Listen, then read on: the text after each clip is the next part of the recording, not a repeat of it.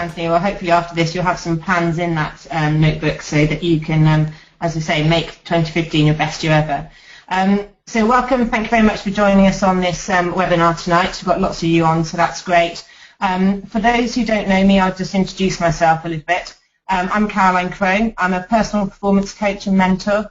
I'm also a vet. I've worked in equine practice both in the UK and also in New Zealand for about 11 years. So really just about a little bit about my background of how I've got to doing what I'm doing now. I qualified from the Royal Vet College in 2002, started as an equine assistant. When I joined our practice, we were a 5-vet practice. We then went to 12 vets, and we then merged, and now we're part of a 28-horse vet practice. My husband continues to be a director there, and when I was working, I worked initially full-time doing clinical work and then part-time after having my 2 children. During my time in practice, there was a lot of change, and really now I understand the change process and how it affects both individuals and teams. I understand the pressures of working in a busy practice, juggling family life with career, and like many of us, probably trying to fit a lot into each day. Over the years in practice, I recognise that many of the challenges faced by us are non-clinical. I realised that after the first couple of years, the clinical bit is probably the easy bit. It's everything else that life seems to throw at us that becomes a challenge. So in 2012, I trained as a personal performance coach and mentor, and I now help others overcome the personal and professional challenges that we all face on a daily basis. So I work both with individuals and also teams, frequently coaching them on areas such as becoming more assertive, building confidence, improving time management, coping with the pressures that they're under, reducing stress, team building, improving self-awareness, lots of different topics. And all really with one aim, to help each person to get the most out of their lives and out of their careers. I'm an accredited trainer of DISC behavioural profiling and use this tool to really help practices create effective, harmonious teams, improving motivation, productivity, and therefore profitability. I also work closely with pregnant vets and nurses, helping them deal with the practicalities of working in a practice whilst pregnant, as well as also preparing for their return to work through return to work workshops. I'm also an honorary lecturer at the University of Liverpool, and I'm really, one of my big passions is really about workplace stress. It's how it affects both us as individuals, also teams, productivity of businesses, and how everyone can really cope better with the pressures they work under. So I completed last year a diploma in wellbeing and stress management, and I'm now doing a master's degree in workplace health and wellbeing at Nottingham University Medical School, alongside my daily work as well. I'm passionate about helping other people understand themselves better, appreciate what's important to them, and ensure that their lives and their careers work for them. And so I set up my business about 2 years ago now with one aim, to have a positive impact on everybody I work with. And really this is what I hope to do with this webinar tonight. So this webinar really is all about planning, about thinking what you want to achieve, what you want to do, the person you want to be, so you can get to the end of the year and look back thinking that really was the best year ever. This won't happen by accident though. You first need to identify those things before you can actually go and get them. So you really need to in a way, begin with the end in mind. Because if we're thinking about it, the one thing we all have every year is time. The one thing we can't get back, however, is time. Once it's gone, it's gone. Once a day, a week, a month passes, that's gone. So when making the most of the year, it's really about making some great decisions about how we're going to spend that time, so we can become everything we want to become and do everything we want to do. So the intention is to plan the year before it even starts. So to make a plan of who you want to be, what you want to do, and use the time ahead of you as well as you possibly can. It's about living your life by design rather than by default. Last year I had the pleasure of working with some doctors and some consultants on time management. And one of them said something very pertinent to me, which I've taken on, I talk quite a bit about. And he said the average lifespan is about 80 years for the average person in the UK, which means we have 80 summers. And at that point it was sort of early September, another summer had just gone by. And it really made me think, well, how did I use it? What did I do that made a difference to me and also the people around me, people who are important to me? If I go on the 80-year figure, I've got just over half of my summers left. Now, how am I going to use those to get the most out of them? What am I going to do? And it really made me stop and think. And I really hope that's one of the things that tonight's webinar is going to do as well as give you some tools and techniques in order to then process it.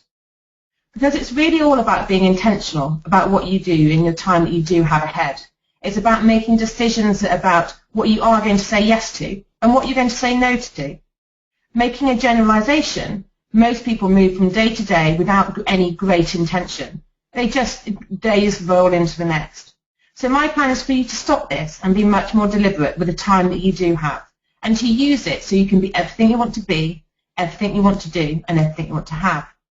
I sent you a workbook for majority of you, I think, have had that from me, so that for you to use during this webinar tonight, and also to use afterwards.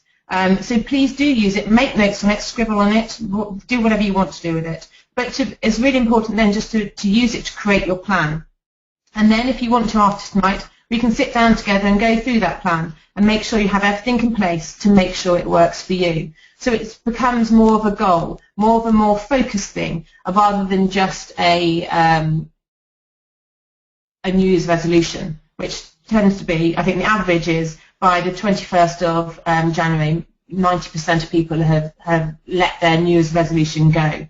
So this is what we want to change, and that's by being more intentional and really making those concrete plans.